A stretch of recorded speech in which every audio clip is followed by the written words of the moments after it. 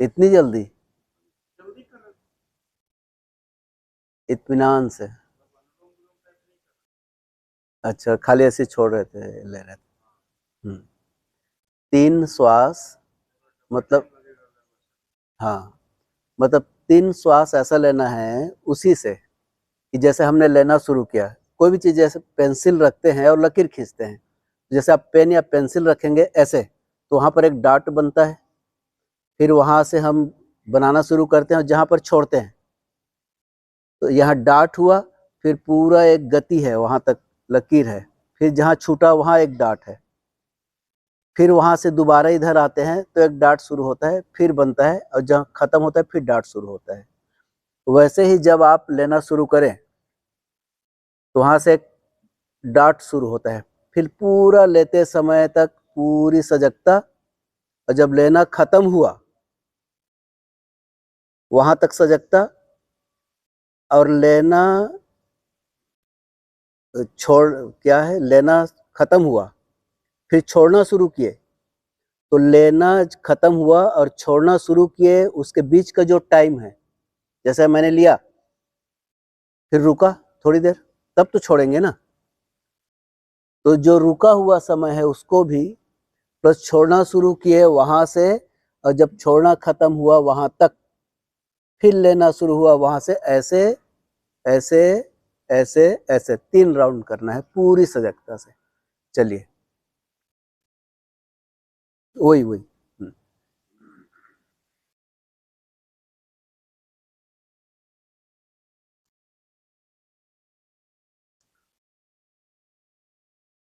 तब आपके जहाज का take off, flying, landing, running, फिर take off, flying, landing, running, take off, ये पूरा।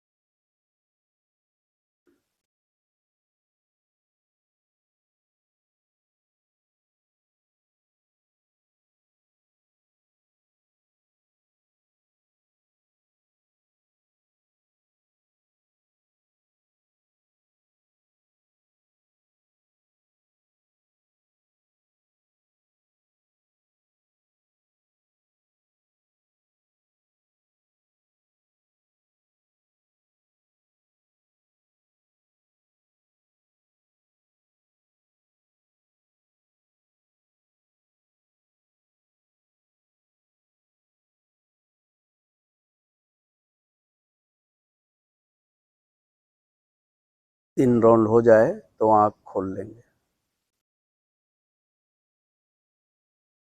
हो गया? पूरा था ध्यान? पक्का? शुरू किए और पूरा लेते समय और जहां पर खत्म हुआ 3 राउंड हो गया पूरा? बीच में मन नहीं भटका इधर उधर? वाह, बहुत बढ़िया बात। आपका मन भटका था? नहीं भटका था ना? एक श्वास भी यदि पूरी सजगता से हो जाए, सिर्फ एक श्वास ना, जैसे हमने लेना शुरू किया पूरा लेते तक, इतने में ही यदि पूरा मन एकाग्र है तो इतना रिलैक्सेशन मिल जाता है हमको। एक सांस ही काफी है कुंडलिनी जागरण के लिए। एक श्वास तो पूरी सजगता से लें।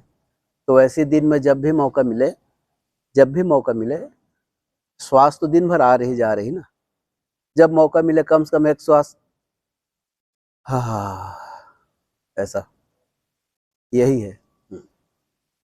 और जितना ज्यादा हम रिलैक्स रहेंगे ना, उतना ज्यादा शरीर स्वस्थ रहेगा। हाँ, कभी भी कर सकते हैं ना, श्वास तो 24 घंटा चलता है ना। श्वास हमारे चेतन मन और अचेतन मन के बीच की कड़ी है, या आत्मा और परमात्मा के बीच की कड़ी है, या आपके शरीर और ईश्वर के बीच की कड़ी है। इसलिए श्वास को पकड़ना, श्वास के प्रति सजग रहना, ये ज़्यादा जरूरी है। और जितना आप डीप ब्रीदिंग आप करेंगे ना, तो शरीर में जो इंटरनल ब्रीदिंग है वो तगड़ा होता है। 2 तरह से ब्रीदिंग होती है ना, कई बार मैंने बोला है। एक्सटर्नल ब्रीदिंग जो फेफड़े से लेते हैं, फेफड़े से छोड़ते हैं। इंटरनल ब्रीदिंग जो आप सेल्स जो है वहाँ होता है लेना छोड़ना, ऑक्सीजन को लेता है और बाकी गंदगी को छोड़ता है ब्लड स्ट्रीम में। ये जितना आप धीमी गति से लंबा और गहरा, ये है मुख्य चीज। ठीक, और कुछ प्रश्न हो तो पूछिए। 2 मिनट 3 मिनट ऐसे प्रश्न पर लगाएंगे, और हमारे सारी समस्याओं का जो समाधान हमारे वेद पुराण उपनिषदों में है, तो अब जो भी पूछेंगे वहां से भी हम निकाल सकते हैं उसको, आप भी निकाल सकते हैं।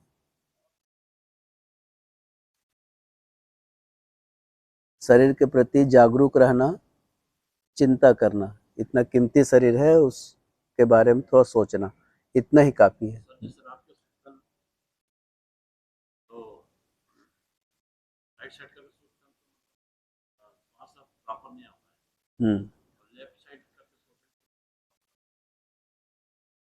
तो रात के तो लेफ्ट ही सोना चाहिए ना।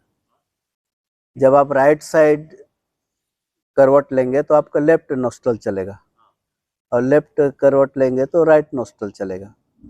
तो रात का जो समय है ठंड का समय है, तो शरीर में गर्मी पहुंचाने के लिए आपको राइट नोस्ट्रल चलना चाहिए ना।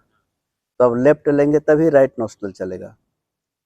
तो लेफ्ट सोना चाहिए, लेफ्ट सोना चाहिए। उसके बाद जैसे नींद पड़ जाए तो शरीर अपने हिसाब से ले लेता है कि कब राइट हो, कब लेफ्ट हो, कब फ्लैट हो, वो फिर अपने हिसाब से शरीर गाइड करता है। लेकिन शुरुआत में ऐसा कर लेना चाहिए।